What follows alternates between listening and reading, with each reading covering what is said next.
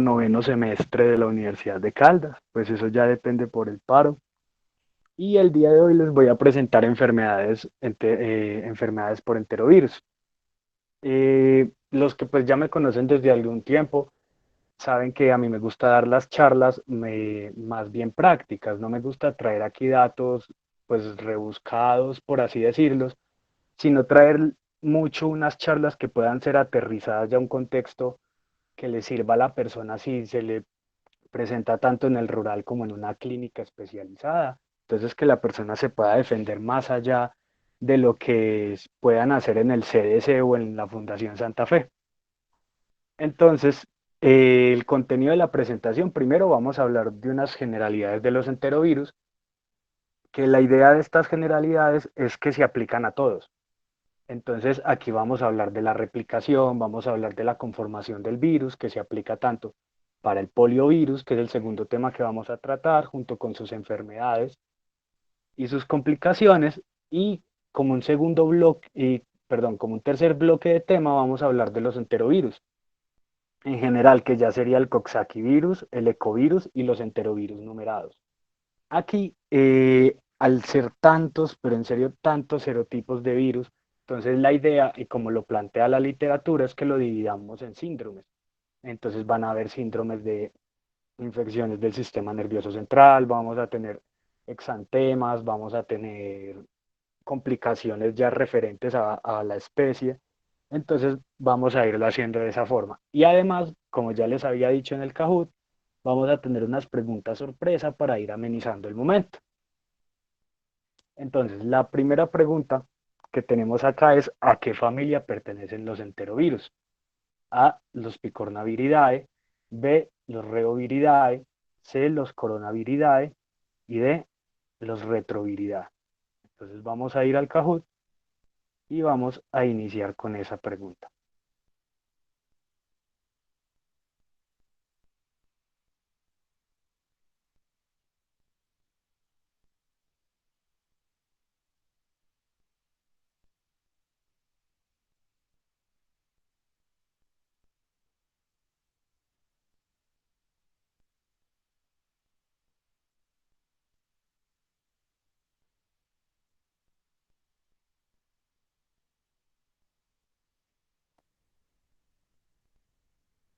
Listo, chicos, hay 29 personas la tuvieron correcta.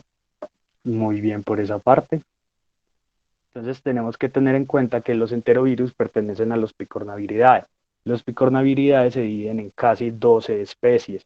Anteriormente se pensaba que los paraecovirus también pertenecían a los picornavir, a los enterovirus, perdón, pero pues últimamente ya se ha visto que presentan cualidades diferentes en el genoma y en la composición proteica. Entonces, por esa razón ya se cuentan como una especie aparte. Entonces, entre las generalidades vamos a hablar de la cápside. La cápside le permite la estabilidad en pHs bajos al virus, por lo cual permiten que pase la acidez del estómago y pueda diseminarse a través del tubo digestivo. Esta cuenta con 60 subunidades conformados por pentámeros. Los pentámeros están compuestos por las proteínas B1, B3, B2 y B4. Las pongo en este orden porque B1 y B3 van a ser pues muy consecutivas, van a ser muy marcadas al momento de la replicación, muy conservadas, perdón, y estas van a generar el epítope por el cual se van a unir los anticuerpos. Entonces, como podemos ver aquí en la imagen, se va a formar algo llamado el barril beta.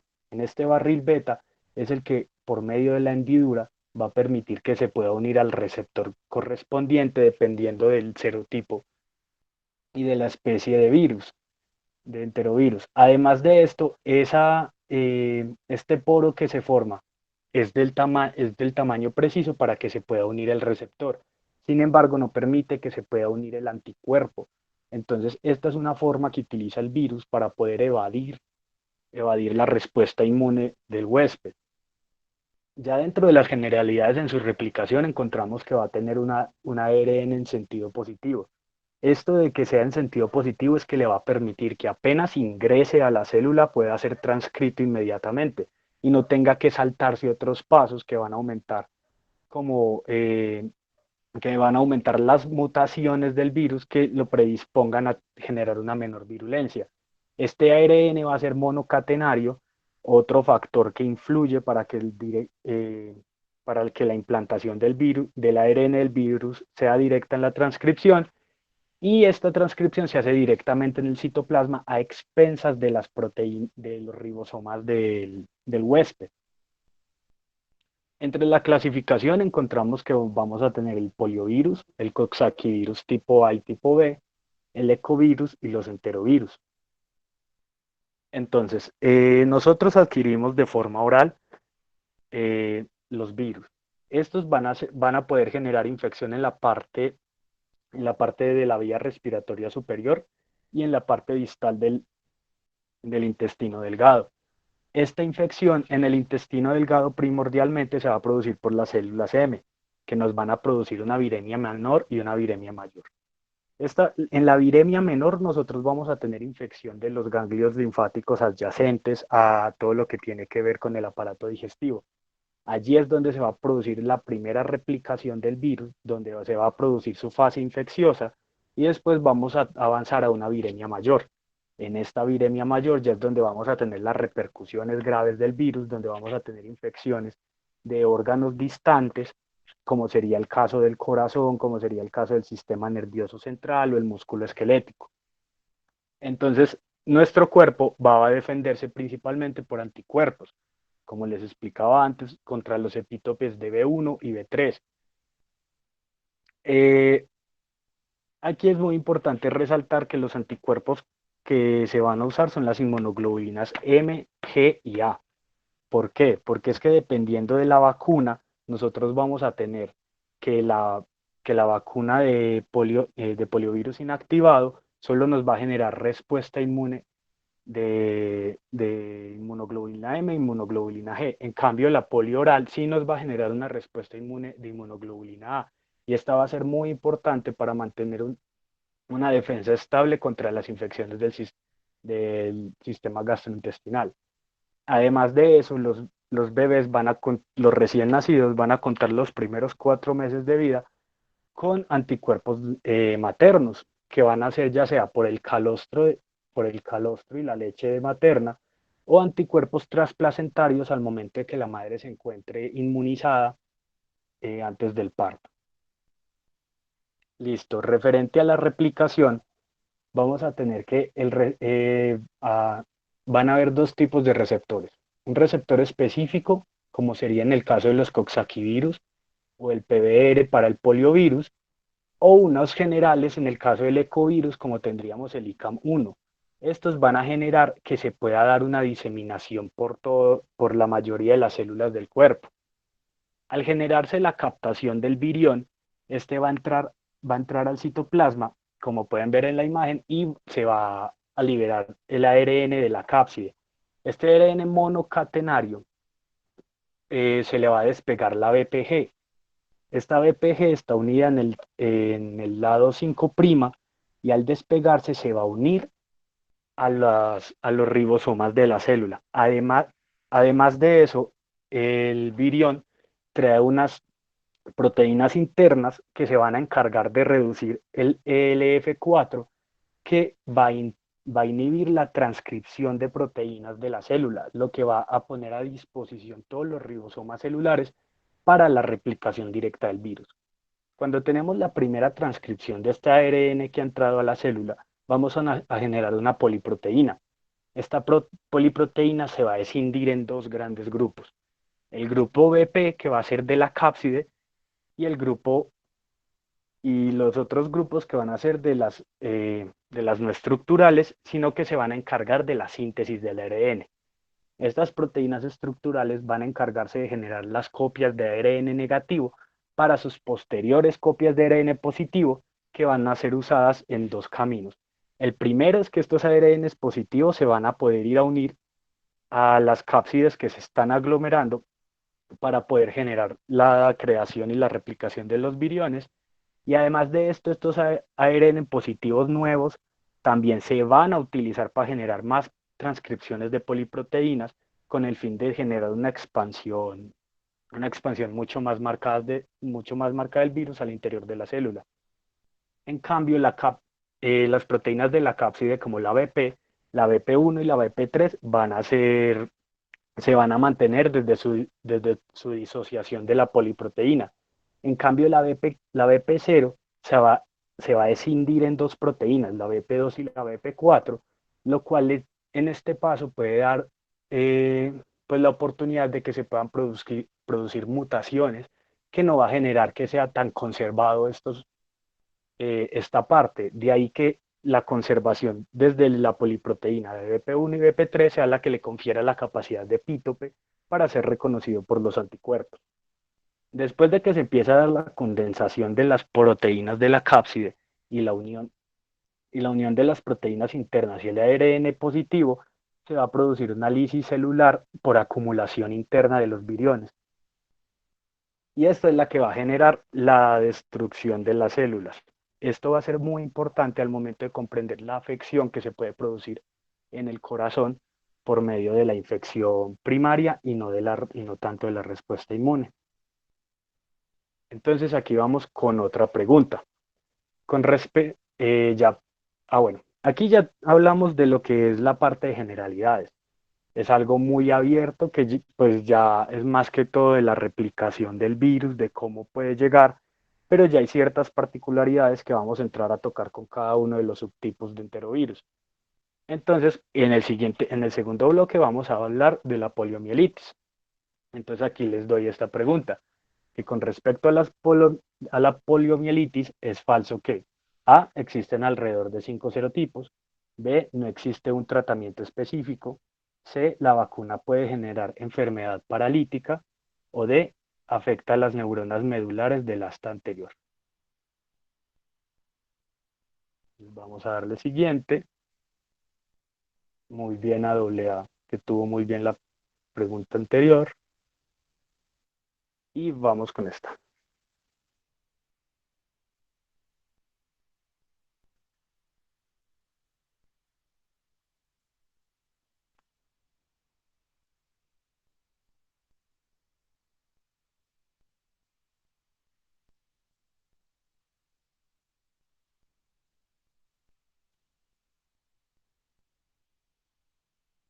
Listo.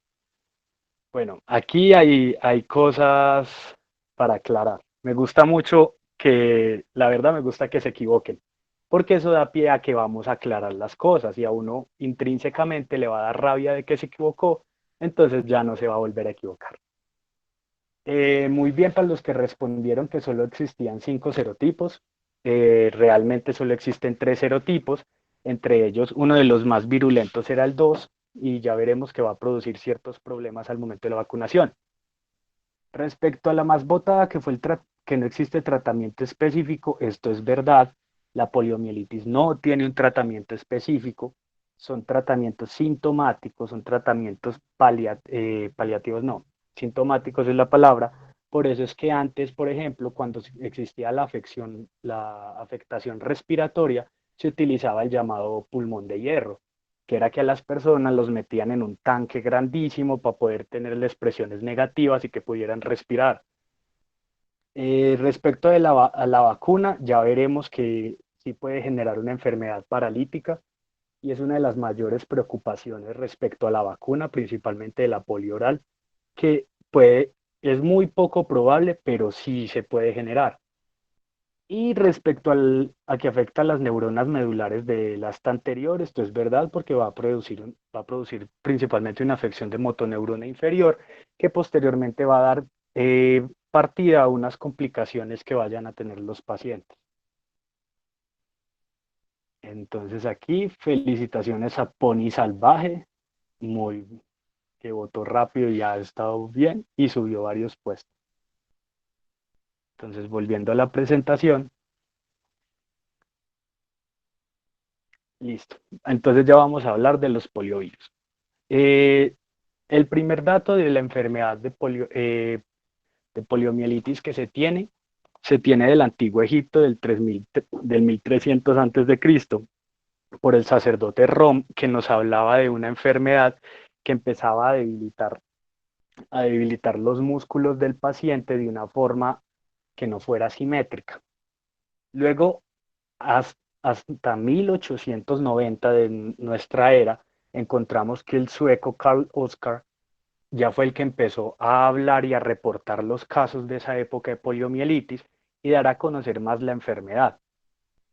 Y apenas en 1991 la OPS erradica la polio paralítica en el hemisferio occidental. Sin embargo, en el hemisferio oriental, la polio todavía sigue siendo endémica nomás en 3 países, en Afganistán, Pakistán y Nigeria. Entre la fisiopatología de la polio vamos a encontrar primero que la virología, el humano es el único huésped natural y es el único reservorio conocido. Se ha encontrado que otros enterovirus sí producen enfermedades en chimpancés, pero en la polio solo se ha demostrado en el hombre. Entre la patogenia vamos a encontrar que primeramente tenemos una replicación y una diseminación de los distintos tejidos. Entonces, después de generarnos esa infección en las células M, se va a empezar a replicar por el sistema reticuloendotelial adyacente al sistema digestivo, pudiendo llegar a infectar al vaso y el hígado. Aquí es importante resaltar que casi del 90 al 95 de los pacientes va a generar una enfermedad menor, también conocida como poliomielitis abortiva, que no va a ser más allá de síntomas constitucionales que pueden pasar como una simple gripa. Después, los pacientes que no generan esta poliomielitis abortiva van a generar una enfermedad primaria que ya va a ser mucho más agresiva que esta enfermedad secundaria que ya tuvo el paciente. Y vamos a tener una diseminación sanguínea que nos va a dar cabida a que ya se disemine el virus por todo el sistema, por todo pues el sistema sanguíneo e infecte los otros sistemas y los otros tejidos. De aquí vamos a tener que va a infectar el músculo, también va a infectar esa parte, esos axones de la motoneurona y se cree, aunque no pues está bien demostrado, que por vía axonal retrógrada va a llegar a las astas anteriores, donde va a dañar la sustancia gris medular y esto va a generar los problemas a futuro. Y la destrucción de las motoneuronas ya se va a generar por 2 vías. Primero, la lisis celular por la acumulación de viriones internos, que va a generar la explosión de la célula, y también vamos a tener la respuesta inmune mediada principalmente por linfocitos que van a generar la destrucción de estas astas anteriores y de ahí era que de ahí radicaban los problemas motores que ya iban a sufrir los pacientes. Dentro de las manifestaciones clínicas encontramos que el periodo de incubación desde la inoculación es de 9 a 12 días. Y de ahí vamos a tener un periodo de remisión de 11 a 17 días hasta que iniciara la parálisis. Entonces, como podemos ver en la imagen, que me parece muy buena esta imagen, encontramos que del 90 al 95% de los pacientes va a tener una enfermedad inadvertida, que realmente va a ser muy poco lo que se vea, como puede ser, como se ve aquí este puntico rojo. Del 4 al 8% van a tener casos abortivos. ¿Eso qué quiere decir? Que vamos a tener una enfermedad primaria, que las manifestaciones clínicas van a ser cefalea, dolor de garganta, decaimiento, anorexia, vómitos, dolor abdominal. Sin embargo, después de ese periodo de remisión, no van a tener una recaída. Aún así, del 1 al 2% de los pacientes, que son los casos evidentes, sí van a tener una enfermedad secundaria que va a radicar del tercer al sexto día, pero pasados al onceavo o al decimoséptimo día, ya vamos a tener una enfermedad mucho mayor, una enfermedad más marcada. Y este es el momento donde vamos a tener ya, ya pues la debilidad muscular, ya vamos a tener la enfermedad paralítica. Es importante resaltar que en este periodo, en la ventana entre la enfermedad menor y la enfermedad mayor, se va a dar la viremia, que posterior a esta viremia y el inicio de la fiebre es donde ya vamos a tener el desencadenante de la enfermedad motora. Listo. Entre la poliomielitis paralítica vamos a tener dos, la paralítica espinal y la paralítica vulvar. La paralítica espinal se va a caracterizar por ser una parálisis flácida, asimétrica, de músculos principalmente los proximales, en ausencia de los reflejos, ya que vamos a tener un daño en la motoneurona inferior y esta va a ser la que nos va a causar el arco reflejo. Además de eso, se puede tener la complicación de que el paciente evolucione a una tetraplegia. Y es aquí donde nosotros tenemos que enmarcar que el daño es a todos los músculos esqueléticos, que primordialmente va a ir por los grupos musculares grandes, como sería los proximales de las piernas o los proximales de los miembros superiores. Y la afección de los músculos respiratorios van a ser principalmente del diafragma y de los intercostales. Entonces encontramos que alrededor del 0,1% de los pacientes van a cursar con una parálisis franca y en los niños vamos a tener un curso bifásico. Como lo explicaba antes, vamos a tener más marcada una enfermedad primaria y una enfermedad secundaria. En cambio, en los adultos vamos a tener realmente un solo curso de enfermedad que nos va a desencadenar toda la patología. Los signos y los síntomas que vamos a tener van a ser principalmente una meningitis, que van a ser una meningitis aséptica. La fiebre ahí está resaltada, como les venía diciendo. Esta va a ser muy importante porque el inicio de la fiebre se va a ver superpuesto con el inicio de los síntomas de parálisis y el final de la fiebre nos está marcando que es el fin de la extensión de la parálisis. Y ahí ya el paciente va a empezar con un episodio de remisión que ya puede llegar hasta un mes, hasta 9 meses. Entonces, esto es muy importante que lo tengamos en cuenta con el tiempo, porque a un mes vamos a tener la recuperación máxima que pueda tener el paciente en la movilidad y en su función motora. Y aquí es donde le tenemos que tener meter la ficha para el tratamiento. Pero se ha encontrado que hasta máximo 9, 12 meses es donde el paciente tiene una recuperación total. Entonces, más allá de un año no podemos hacer más por él. Eh, y referente a la meningitis, vamos a tener una rigidez nucal, sin embargo, la especificidad y la sensibilidad de los signos de Kernig y Brusinski no va a ser muy buena, y vamos a encontrar una pleocitosis en el líquido cefalorraquídeo, primariamente a expensas de neutrófilos, pero después vamos a tener que va a ser a expensas de linfocitos. En el resto de sintomatologías vamos a encontrar unas mialgias, espasmos e hipersensibilidad que nos va a evolucionar en un meningismo y en una parálisis flácida. Esto principalmente en los adultos. Los adultos no van a generar tan florida la sintomatología de la meningitis como los niños, sino que van a debutar más con un meningismo. Entre otras patologías que nos puede producir la poliomielitis, vamos a encontrar la paralítica vulvar, que del 5 al 35% de los pacientes, ya dependiendo de la vacunación o de la zona endémica, más que todo se puede ver esta cifra tan grande, nos va a generar la parálisis vulvar, que sus principales síntomas, perdón, van a ser la disfagia, la voz nasal y la disnea, por afección del noveno y del décimo par. Esto nos va a generar una acumulación de secreciones que nos va a dificultar aún más el compromiso respiratorio del paciente. Y aquí es donde muchos pacientes van a debutar con ansiedad porque van a sentir que se están ahogando. Entonces, uno de los manejos que le debemos dar a ellos es poderlos liberar de esas secreciones, ya sea aspirándolos o poniéndolos en una posición en la que sea fácil de glutir. Y la principal complicación que vamos a tener de la parálisis vulvar es la afección de los centros circulatorios y respiratorios, que ahí ya sería algo mortal que nos podría desencadenar la afección medular.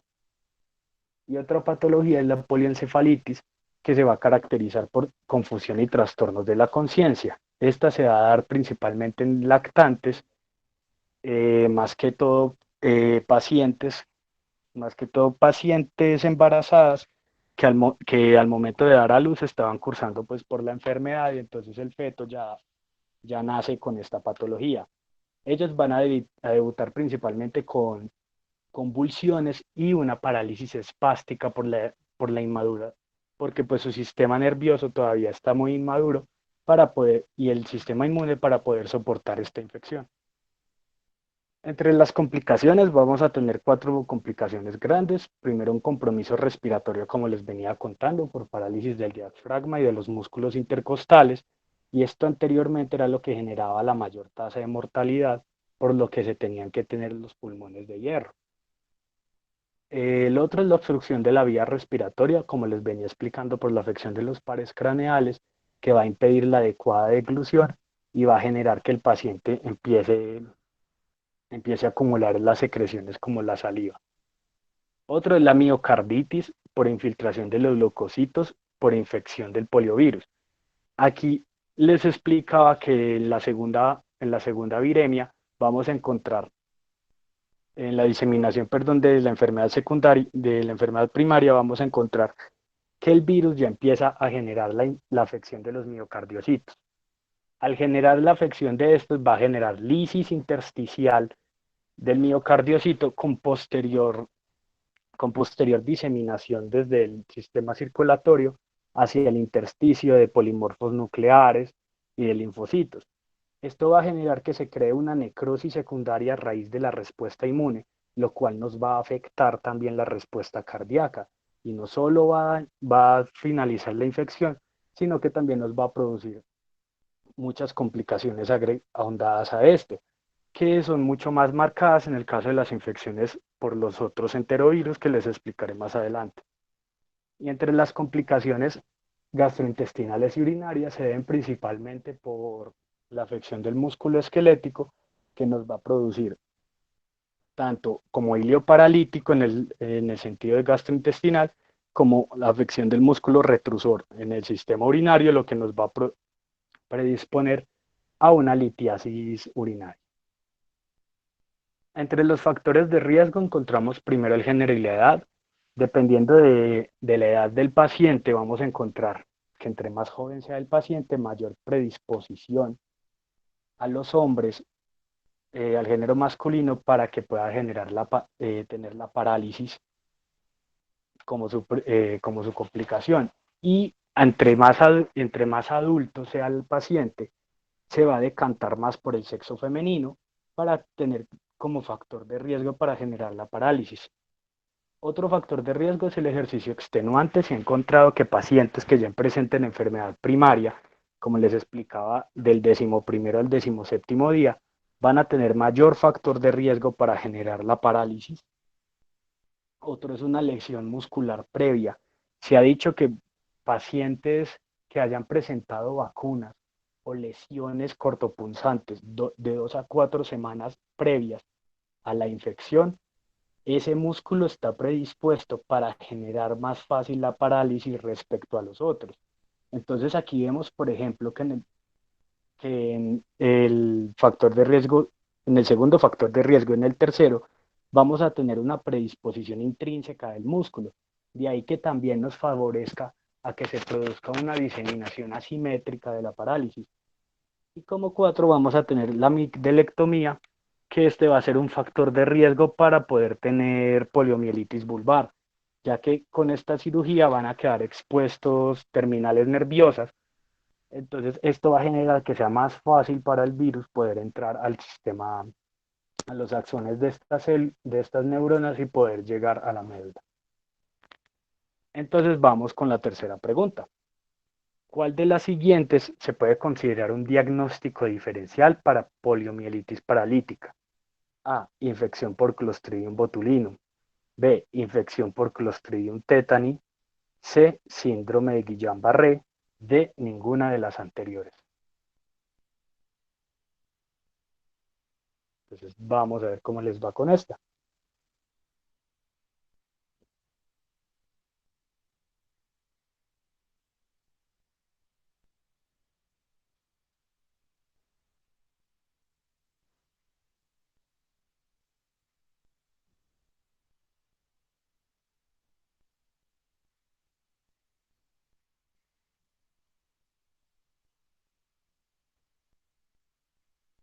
Bueno chicos, aquí encontramos que otra vez estuvo muy peleado.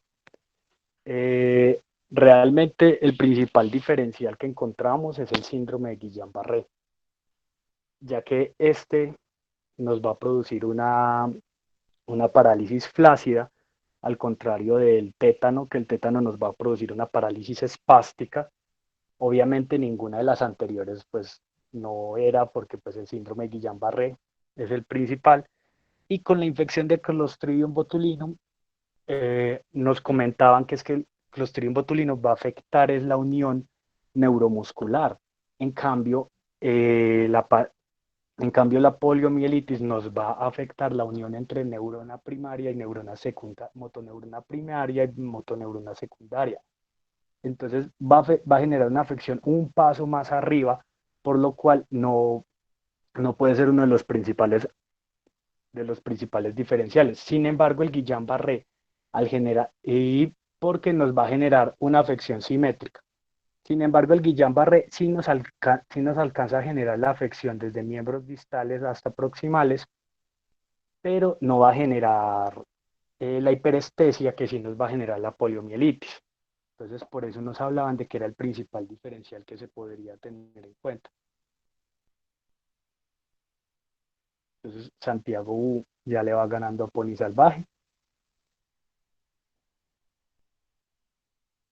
Entonces, volviendo a la presentación, encontramos que el diagnóstico de laboratorio, pues realmente referente a los diagnósticos de laboratorio que nos hablaban sobre los diferentes referencias que nos hablaban sobre enterovirus, nos decían que no eran muy útiles, porque realmente los pacientes que debutan con enfermedad, como vimos, son muy pocos, es casi que el 1 al 2%, y que casi todas van a pasar como si fueran un resfriado común o una virosis común.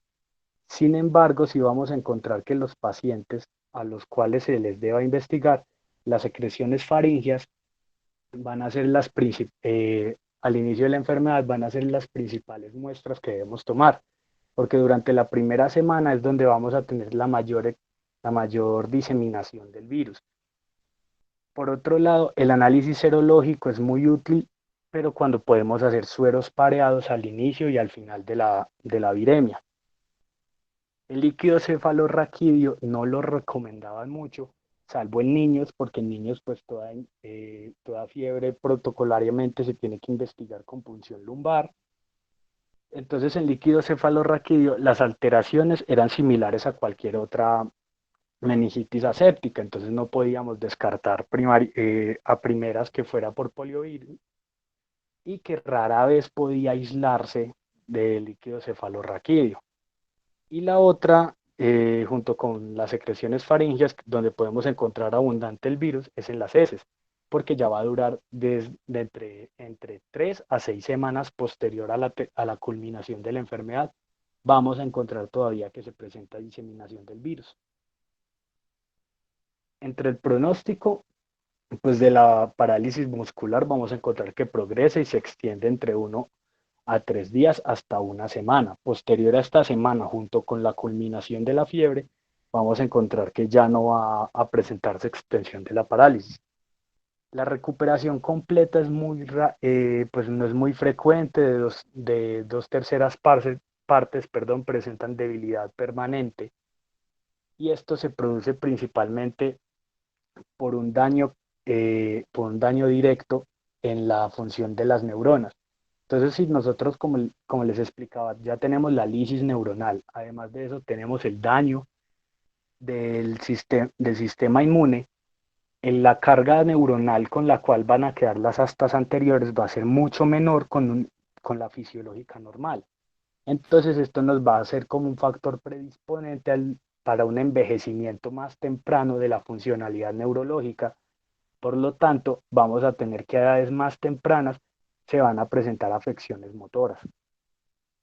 Y del 5 al 10% de las personas que presentan la parálisis sí van a tener una mortalidad. Y la edad de inicio aquí es muy importante porque el niño que presente parálisis va a tener una proyección de vida mucho mayor que a un adulto o un anciano que ya llegue a presentar la parálisis. Entre el tratamiento, como les había explicado antes, no va a ser un tratamiento específico, ya que no existen antirretrovirales eficaces. En muchos lados nos hablaban de un antirretroviral. Sin embargo, decían que este todavía está en fase de estudio, que no se ha aprobado, que la FDA apenas están como en ensayos en monos y uno que otro ensayo en humano, pero que no ha sido muy concluyente. Entonces el tratamiento va a ser principalmente sintomático, tratar las secreciones, la debilidad muscular con pues dejando al paciente quieto en cama para pues inactivar esa necesidad muscular y no ayudar a la diseminación del virus. Además de esto, posterior al episodio de parálisis, vamos a necesitar la ayuda de fisioterapia para que el paciente pueda recobrar lo más pronto posible el máximo de su funcionalidad, ya que como les había dicho antes, solo tenemos hasta un mes después para recuperar el máximo de la funcionalidad que pueda recuperar ya el paciente. Y el tratamiento, pues para las complicaciones, principalmente es la ventilación mecánica, ya sea por obstrucción que pueda presentar el paciente por las secreciones propias o por debilidad y disfunción de los músculos respiratorios.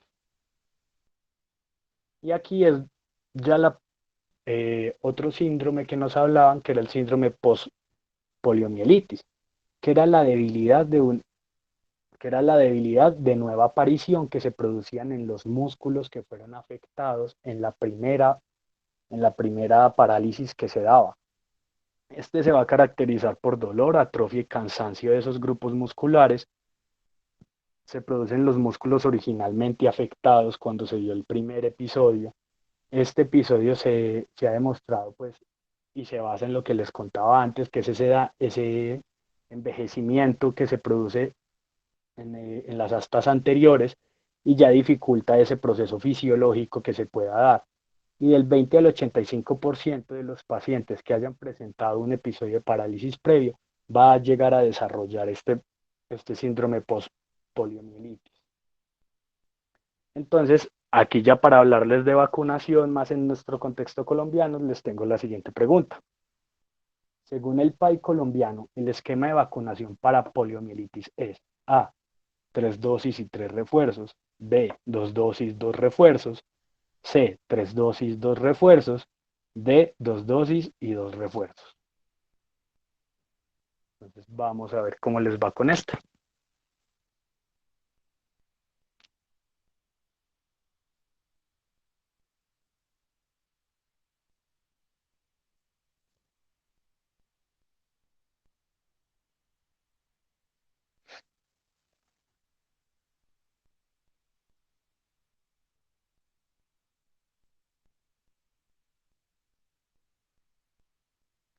Listo chicos, muy bien.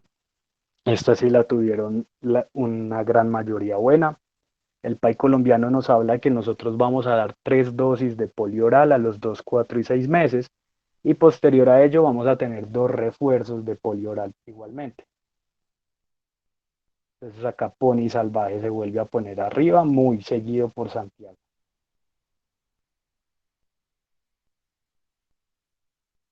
Entonces ya para hablarles más específicamente de la vacunación de la poliomielitis, vamos a encontrar que vamos a tener dos vacunas. Primero, como la BPI, que es la vacuna de polio inactivada, y la otra que es la vacuna de polio oral, que van a ser virus vivos atenuados. Esto va a tener dos repercusiones grandes al momento de nosotros tener la vacuna del virus atenuado, que les explicaré en su momento. Entonces, la vacuna inactiva se prepara mediante la inactivación de cepas virulentas. Entonces, vamos a tener una marcada seroconversión a la segunda dosis casi del 96% y a la tercera dosis del 100%. La BPI es la vacuna utilizada en Estados Unidos. En Colombia utilizamos la BPO. Los anticuerpos son detectables hasta por 5 años. Estos son solo anticuerpos serológicos, solo inmunoglobulina M, inmunoglobulina G, porque la inmunoglobulina A no se produce por medio de esta vacuna, ya que esta vacuna es por dosis parenteral. Por lo tanto, no tiene contacto con mucosas y no genera ese recambio inmunoglobulina A.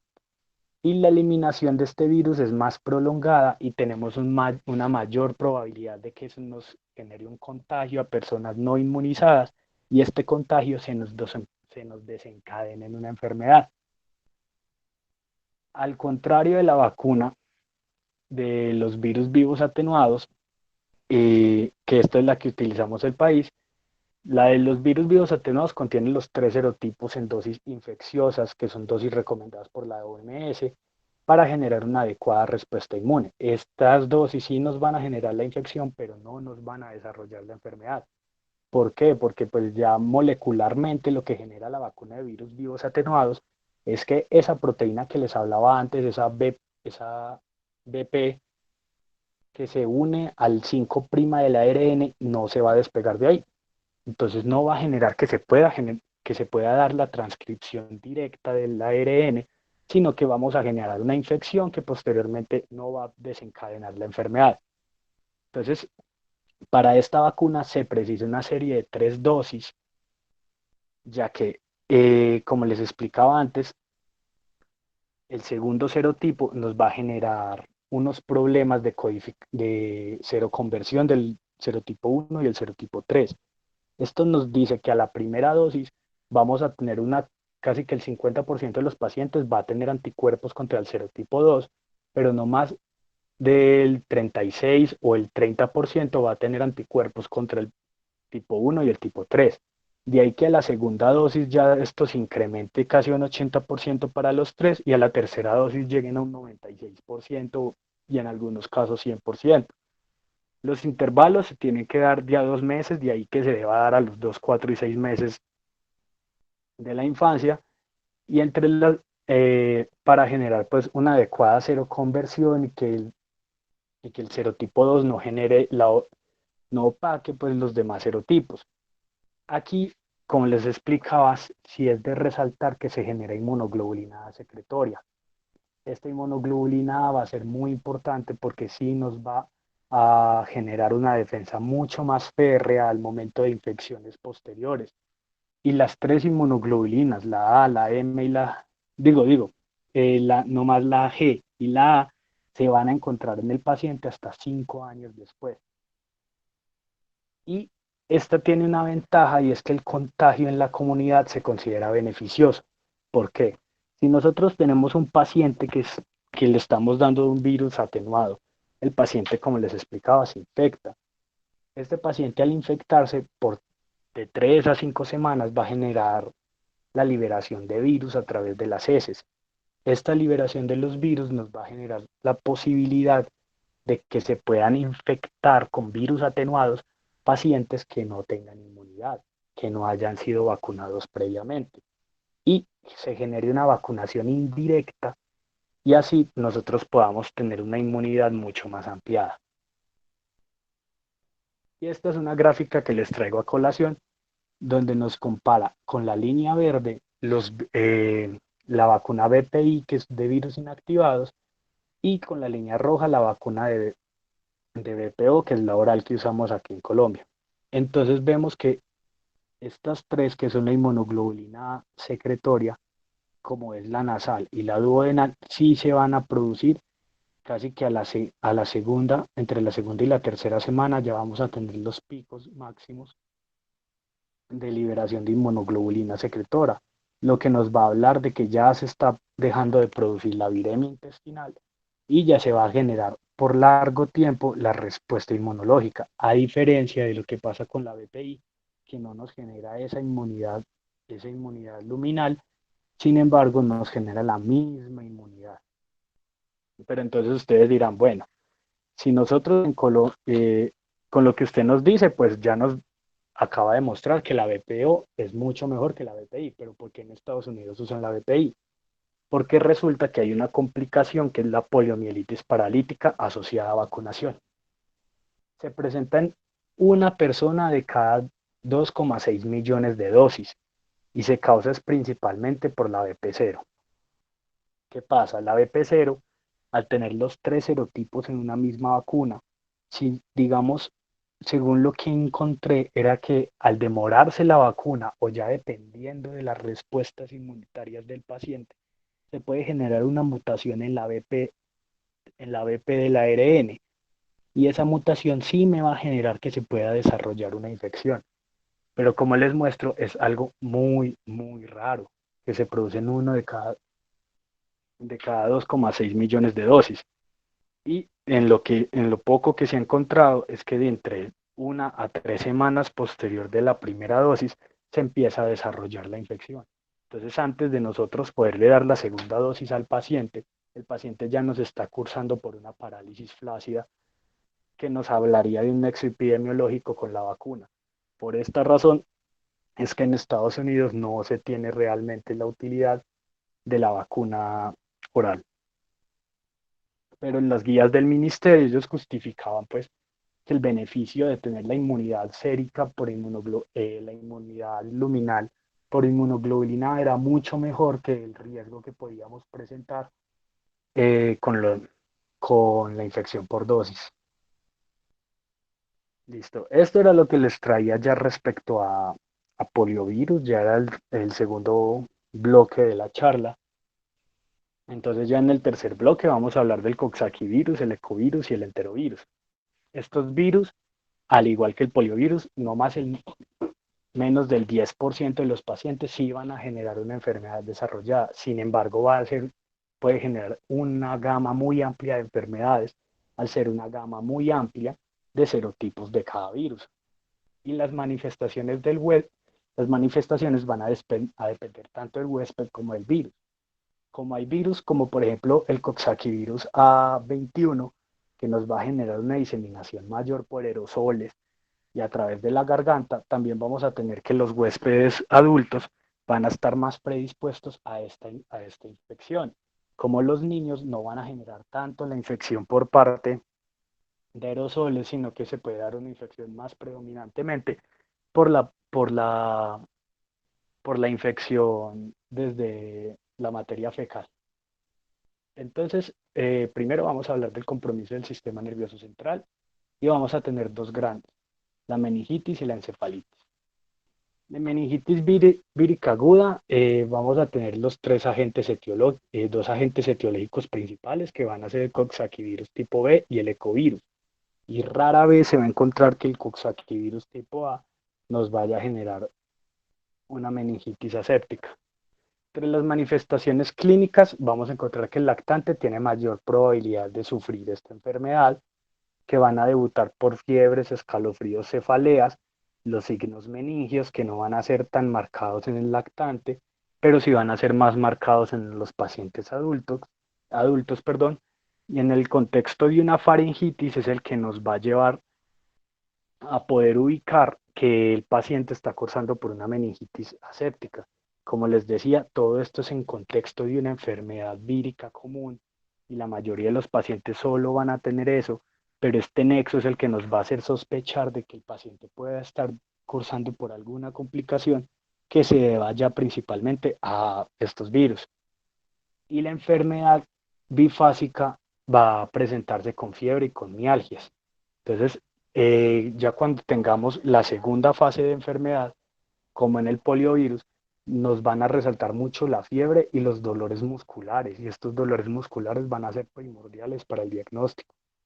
Entre las complicaciones vamos a encontrar las convulsiones febriles, que van a ser principalmente en lactantes y en niños pequeños, pero los pacientes adultos ya nos pueden debutar con letargo y coma, y uno que otro trastorno del movimiento. Este trastorno ya es independiente para niños como para adultos. Entre las pruebas de laboratorio vamos a encontrar el estudio líquido cefalorraquídeo.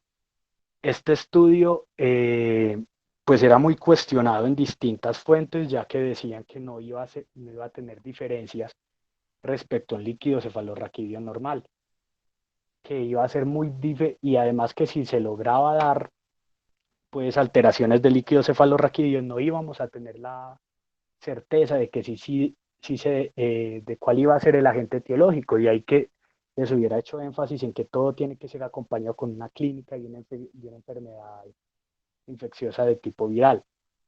Entonces, cuando el líquido cefalorraquídeo nos logre hablar algo, nos logre demostrar, vamos a encontrar que va a haber un predominio de linfocitos, primariamente van a ser neutrófilos, pero van a evolucionar a linfocitos, a un predominio linfocítico. De ahí que nosotros no encontremos alteración en las proteínas, tampoco encontremos alteración en la glucosa. Y esto es lo que empiezan a cuestionar de que sí hay utilidad en el líquido, de sí existe una utilidad del líquido cefalorraquídeo. Lo otro es la PCR para líquido cefalorraquídeo, que muy rara vez nos puede hablar pues del agente etiológico. Sin embargo, la sensibilidad va en el 75%. Y otra de las pruebas que podemos utilizar, que esta ya es más confiable, es los sueros pareados, como les explicaba antes, o las secreciones, ya sean nasales, secreciones nasales o por las heces. En el diagnóstico diferencial vamos a encontrar una meningitis bacteriana maltratada, entonces ya sea por el antibiótico que no es o a dosis subóptimas del antibiótico que nos van a generar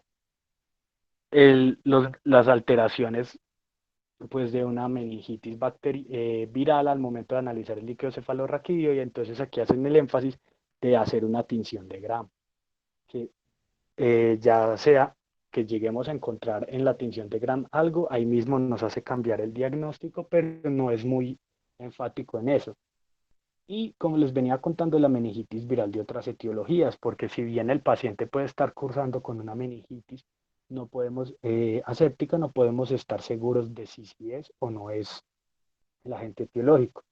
Y en el tratamiento vamos a encontrar que vuelve y juega, es un manejo sintomático, donde va a ser primario pues el manejo analgésico para el dolor de cabeza, las mialgias y los demás problemas que ya esté desarrollando el paciente. Como otra enfermedad vamos a tener la encefalitis. Entre la epidemiología de la encefalitis encontramos que el 22% de las encefalitis virales se van a producir por enterovirus, que el coxsackievirus tipo A y tipo B son los principales, que se encuentran en aislamientos de secreciones y de suero. Entre las manifestaciones vamos a encontrar manifestaciones perinatales, que aquí también van a ser las convulsiones las principales, con parecias y coma, perdón, y algunos pacientes que generen ya una afección más localizada de un lóbulo, primariamente de un lóbulo de un hemisferio, va a tener hemicorias, ataxias o ataxia cerebelosa, que esto ya nos ubicaría en un daño más preciso que ya una encefalitis generalizada. Entre los laboratorios vamos a encontrar el análisis de líquido cefalorraquídeo, que si bien cuando nos pueda decir que el paciente realmente está enfermo va a ser muy útil, pero que no debemos estar esperanzados en él. Y entre las pruebas vamos a tener la resonancia magnética y el electroencefalograma, que ya nos van a hablar de un daño más generalizado que pueda estar sufriendo el parénquima cerebral. Y aquí es de resaltar el enterovirus A71.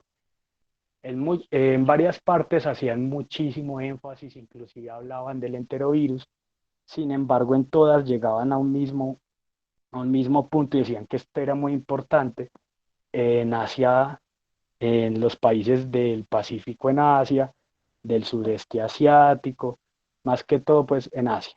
Entonces me pareció realmente irrelevante traerlo a colación a la charla de hoy, porque pues me parece muy raro que lleguemos a ver un patógeno, aunque pues en estos momentos estamos viviendo una pandemia por un patógeno asiático, pero no me parecía pues prudente traerlo para la charla. Por otro lado, entre las enfermedades que vamos a tener por el virus, por los enterovirus, vamos a tener los exantemas. Estos exantemas no son suficientemente característicos para yo decir, vea, esto es una infección por tal virus y esto es tal exantema, a excepción de la enfermedad de mano, pie y boca, que este ya sí es muy característico de la patología que esté cursando el paciente. No se sabe la causa del origen, porque no se, si es especulado de que la causa pueda ser inicialmente por un daño del epitelio, que pueda generar de la dermis o del epidermis un daño directo del virus, pero también se ha hablado de que puede ser un daño mediado por la respuesta del sistema inmune. Entonces todavía se está divagando mucho de este, y aún así va a presentar una escasa morbilidad. ¿Por qué? Porque es que los pacientes que nos debuten con exantemas, si bien van a tener la enfermedad pues florida de una virosis, no, el exantema no va a ser la causa de muerte. aunque muchas veces un paciente puede debutarnos con exantema y a la vez debutarnos con una meningitis aséptica, con una encefalitis, pero el exantema no es el que lo va a matar.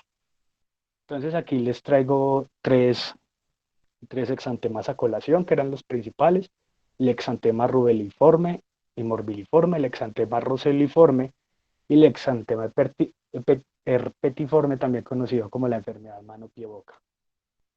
Entonces, en el exantema rubeliforme vamos a encontrar que se presenta en poblaciones con alta tasa de vacunación, porque entonces los pacientes, estas poblaciones no van a tener muy baja incidencia de rubeola, entonces este va a ser nuestro principal diferencial aquí. Se ha encontrado que cuando se producen epidemias de ecovirus, entonces estas epidemias son las que nos van a guiar el diagnóstico, a que este va a ser principalmente el signo que nos va a mostrar la infección por el ecovirus, y este exantema va a ser simultáneo a la fiebre. Entonces apenas inicie la fiebre va a iniciar el exantema, y posterior a la defervescencia también se nos va a retirar el exantema. Este exantema va a iniciar en cara, se va a extender hacia cuello, tórax superior, miembros superiores, va a tener ausencia de prurito y de linfadenopatías cervicales, lo que también nos va a hablar del diferencial con la rubeola.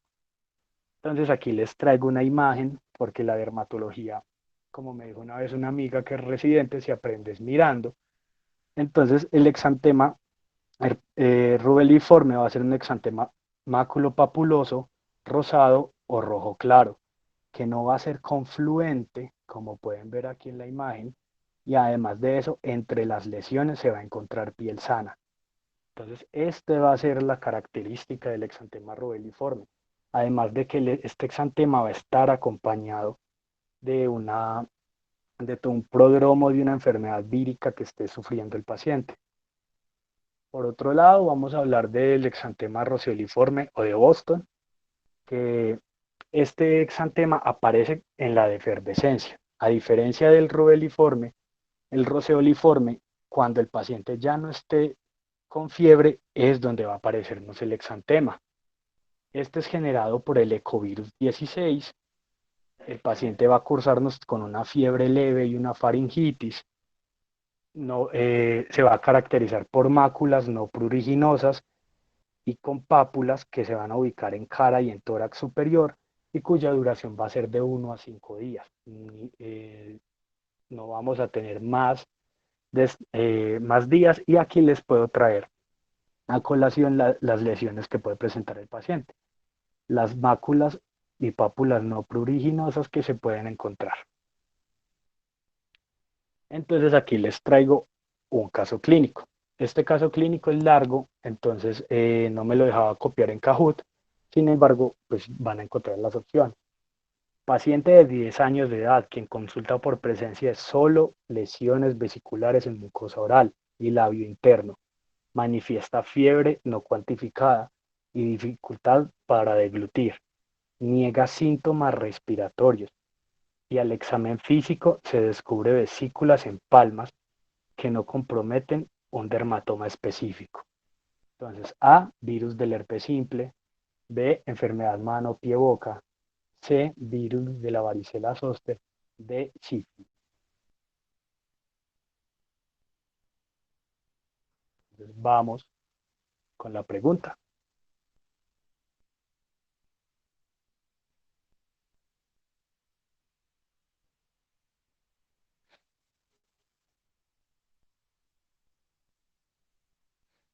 Las preguntas que siguen son casos clínicos, entonces atentos a los casos, que no me dejaba copiarlos completos en Kahoot. Listo, muy bien. Por una mayoría ganó la enfermedad de mano, pie, boca. El virus del herpes simple y la varicela zoster se descartan, ya que el paciente solo presenta lesiones ampollosas. Sin embargo, los virus del herpes y de la varicela van a generar la ampolla, que luego nos va a generar la costra. En cambio, la enfermedad de mano, pie, boca solo va a tener las ampollas. Entonces, aquí muy bien a Pony Salvaje otra vez. Por ahí Salomón viene repuntando.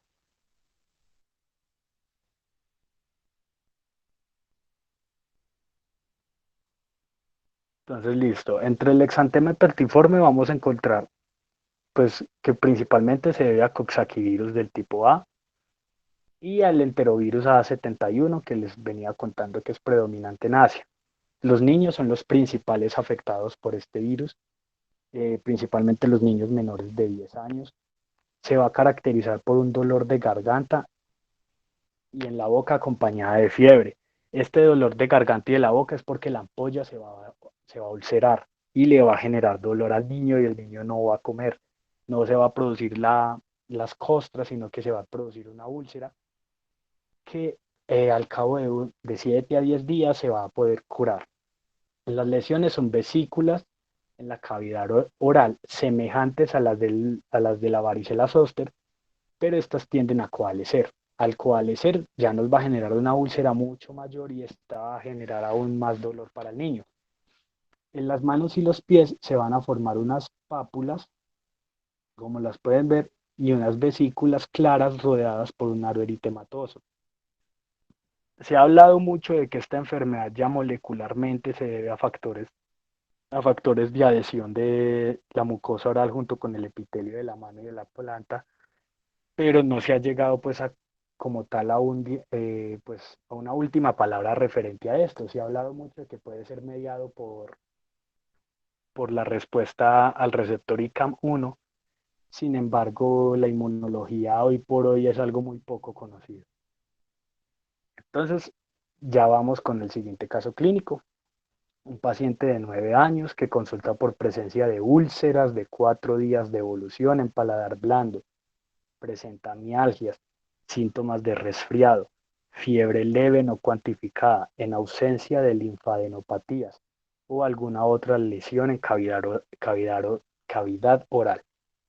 Entonces, las posibilidades son virus del herpes simple, estomatitis aftosa, herpangina o enfermedad mano-pie-boca. Vamos con la pregunta.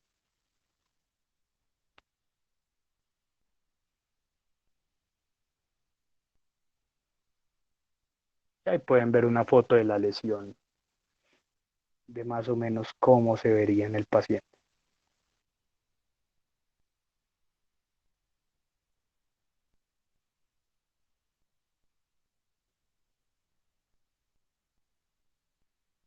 Muy bien a los que respondieron herpangina.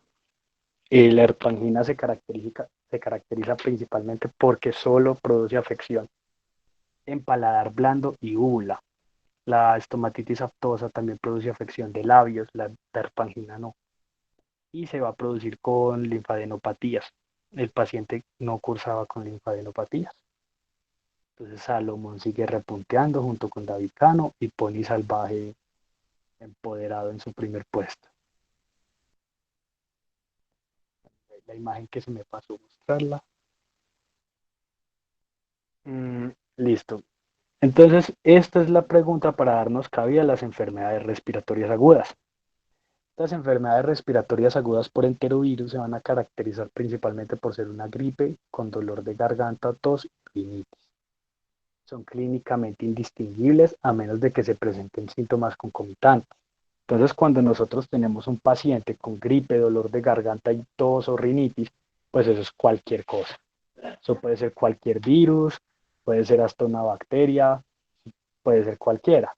De ahí que nosotros tenemos que tener los síntomas concomitantes, ya que puede desarrollarse, como lo vamos a ver, exantemas, como lo vimos, perdón, exantemas, como ya pueden haber otras complicaciones. Y principalmente estas enfermedades respiratorias se van a deber por el virus, por el coxsackie A21. Como les explicaba, este coxsackie es el principal en generar diseminación a través de aerosoles, a través de la tos, entonces va a ser el que más se encuentre al momento de generar la infección de vías aéreas superiores. Entonces, entre la empargina vamos a encontrar que es un enantema de las fauces y del paladar blando, que se caracteriza por fiebre, dolor de garganta y dolor al deglutir. Principalmente se va a deber en niños y es producido por el coxsackievirus de tipo A. Entonces, las manifestaciones clínicas vamos a tener que es un inicio súbito, va a ser de un inicio súbito de fiebre, mialgias y cefalea. Toda esta clínica es nosotros la que debemos sumar para poder dar el diagnóstico. Además de eso, algo patognomónico va a ser el enantema, que inicialmente van a ser manchas que van a evolucionar a vesículas y después nos van a evolucionar a úlceras. Estas úlceras son las que nos van a generar el dolor al deglutir, el dolor al tragar, el dolor que va a mantener y manifestar el paciente y se va a producir en paladar blando y en úvula.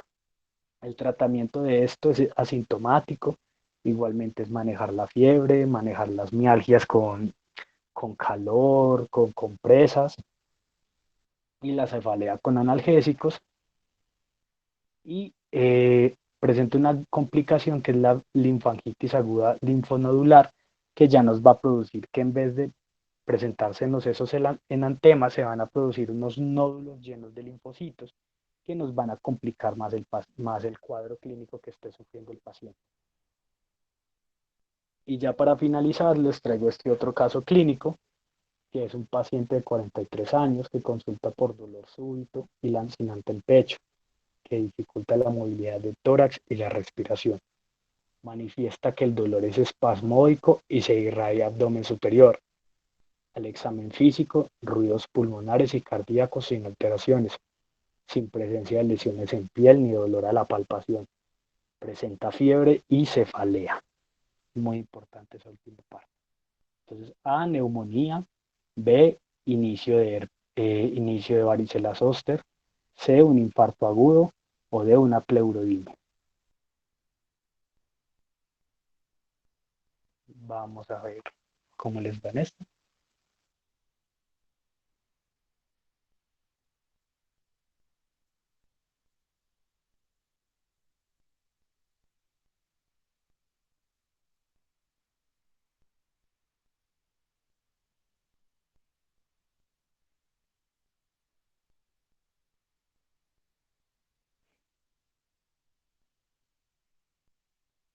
Muy bien a los que dijeron pleurodimia, así es. La neumonía, pues nosotros debemos descartarla, ya como nos decía el cuadro clínico, no presenta, presenta pues toda la parte de ruidos pulmonares y cardíacos sin alteraciones. Eso también nos vendría descartando el infarto, y el inicio de varicela zóster podría ser también una de los diferenciales. Sin embargo, el inicio de la varicela se acompaña con lesiones y el paciente refiere que al examen físico, perdón, que no presenta lesiones en piel ni dolor a la palpación. Entonces, el podio de este quiz va a ser para, primero, David Cano en tercer lugar, Salomón en segundo lugar y felicidades a Pony Salvaje. Cuarto Santiago y quinto Natalia.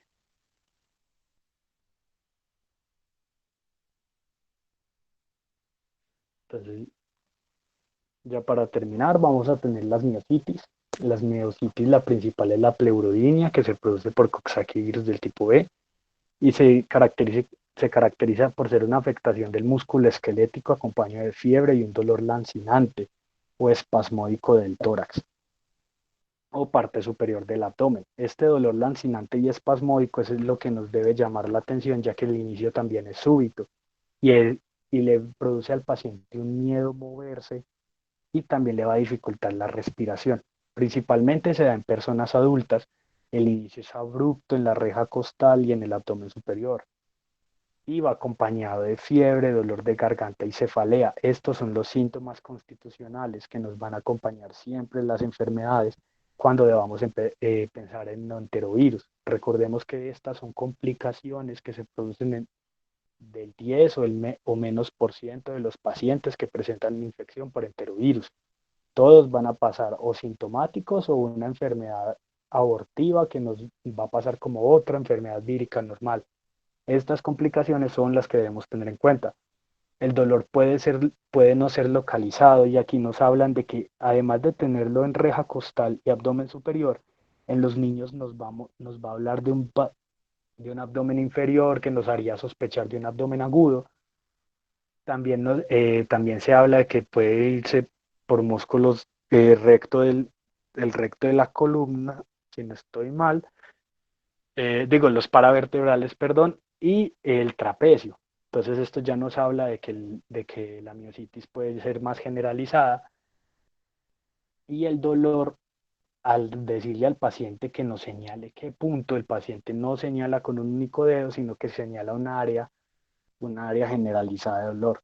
Y este va a limitar la movilidad y la respiración, ya que al paciente le va a dar miedo respirar para no desencadenar el dolor, además de que si respira muy profundo, esta hiperextensión de los músculos sí le va a generar el dolor. El tratamiento va a ser principalmente analgésico para el manejo de dolor, a esperar a que el paciente sopese la respuesta inmune para frenar la infección y calor en los músculos afectados. Y esta enfermedad tiende a recurrir. Entonces se ha encontrado que de 12 a 20 años posterior de la prima infección, el paciente puede recaer otra vez con esta patología. El diagnóstico es principalmente descarte, como una auscultación normal del tórax para descartar patologías tanto cardíacas como patologías pulmonares. Las características del dolor nos deben hacer ubicar más en una pleurodinia, además del concomitante con el prodromo de la infección viral y la radiografía de tórax sin hallazgos sugestivos de mayores complicaciones nos deben acompañar aún más con fortalecer aún más el diagnóstico de la pleurodía. Y como otra de las complicaciones, y ya para a mi concepto, la complicación más grave es la miopericarditis, que, es un, que la gravedad es variante tanto en niños como en adultos, es responsable del 33% de las miocarditis víricas y principalmente se debe por coxsackievirus del tipo B. Esta se llama miopericarditis porque no solo afecta a los músculos miocárdicos, sino también a los músculos del pericardio. Esta produce una lesión directa del miocito por necrosis y una posterior fibrosis intersticial.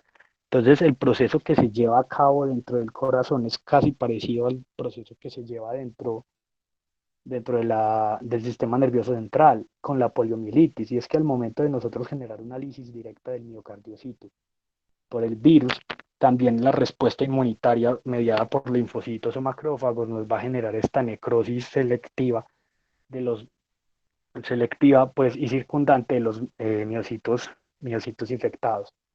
Al nosotros generar esta necrosis intersticial, vamos a depletar el número de miocitos, de miocardiocitos, y esta depresión del número de miocardiocitos nos va a afectar ya la fisiología intrínseca cardíaca de la contractibilidad del ventrículo. Entonces, esto es lo que nos va a generar a futuro las mayores complicaciones de esta enfermedad. Pues la infección de todo esto se debe pues a la clínica de una infección de vías respiratorias altas, que va a ser la predecesora de esta miopericarditis.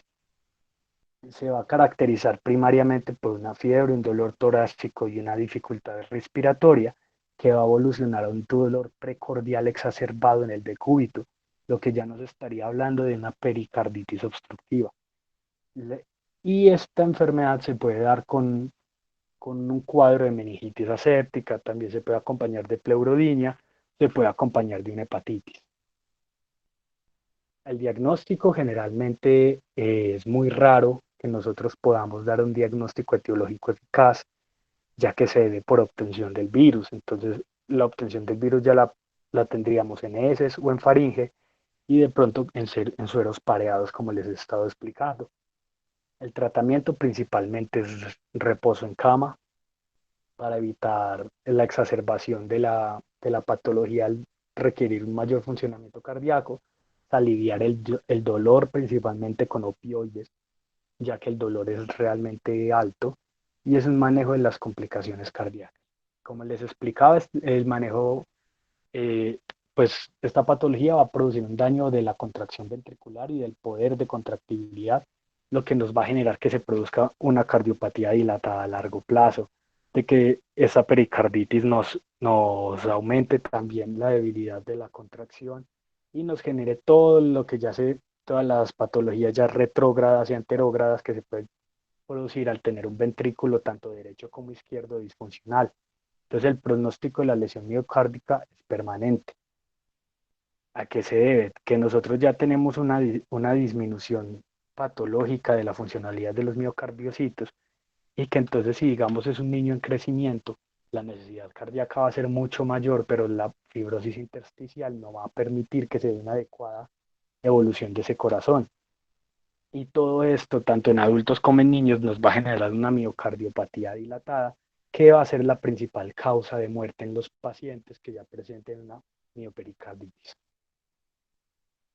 Y para finalizar, la conjuntivitis aguda hemorrágica, encontramos que la epidemiología es extremadamente contagiosa, ya que se produce principalmente por contagio de dedos y fomites.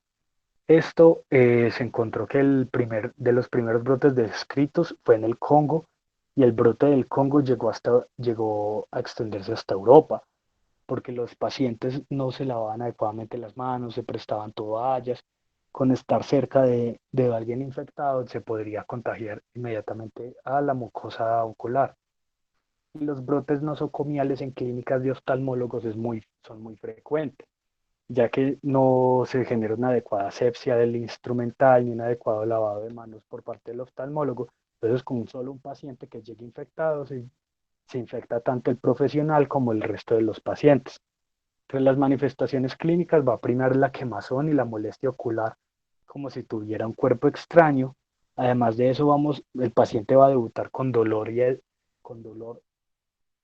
en los pacientes jóvenes, además de fotofobia, lagrimeo.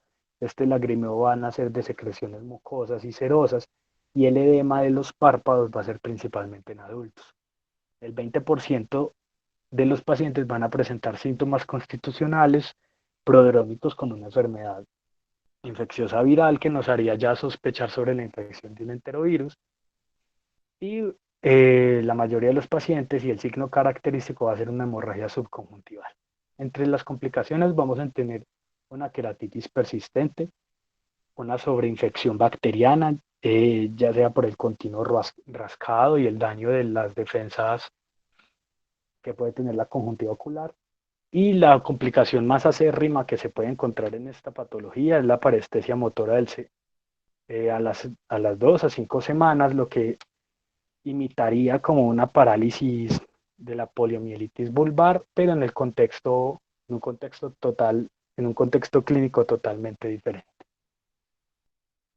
Entre las pruebas de laboratorio encontramos el frotis conjuntival, que es donde vamos a encontrar la principal concentración de virus pues en el cuerpo y no se va a encontrar en líquido cefalorraquídeo, ya que pues pruebas anteriores habían demostrado que si se produce pues una afección de los,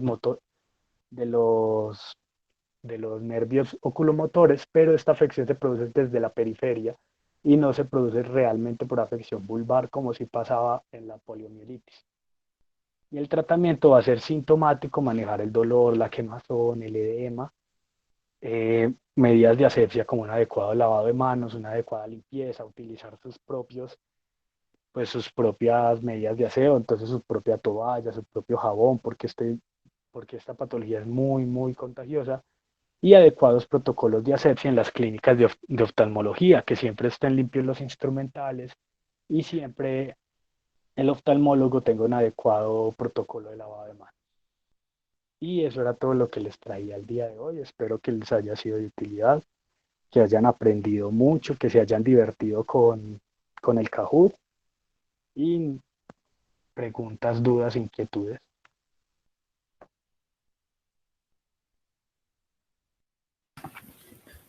Eduardo, muchísimas gracias. Muy completa la revisión, muy buena. Felicitaciones. Muy claro todo.